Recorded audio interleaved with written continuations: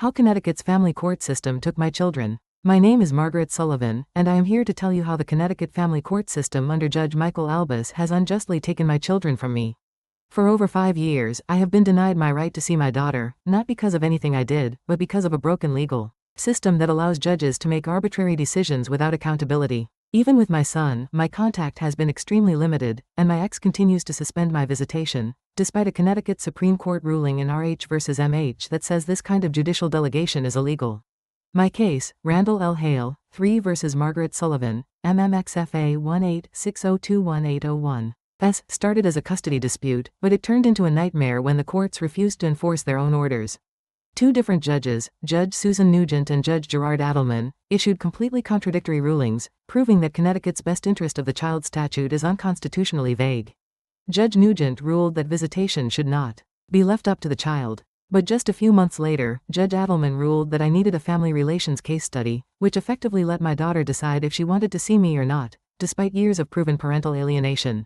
Meanwhile, my ex-husband has continued to block my visitation with my son, even after the Connecticut Supreme Court ruled that courts cannot delegate judicial authority to a parent. Even worse, I was granted a hearing on January 28, 2025, but Judge Adelman postponed it to April 8, after my daughter turned 18 on March 21.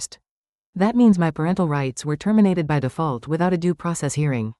The courts kept delaying and delaying until it was too late. I lost my child without a final ruling. That is not justice. That is not due process. This isn't just about me. This is about every parent fighting for their children in Connecticut's broken family court system.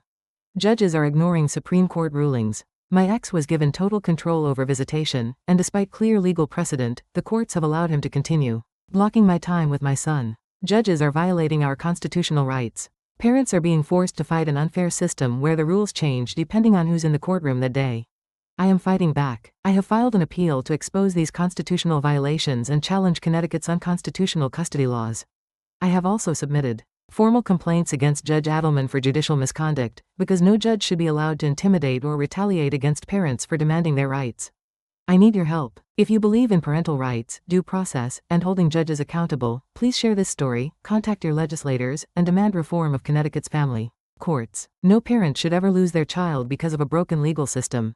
It's time for change. It's time for justice. Thank you for listening. If you want to support my case, follow me, share this video, and let's make our voices heard.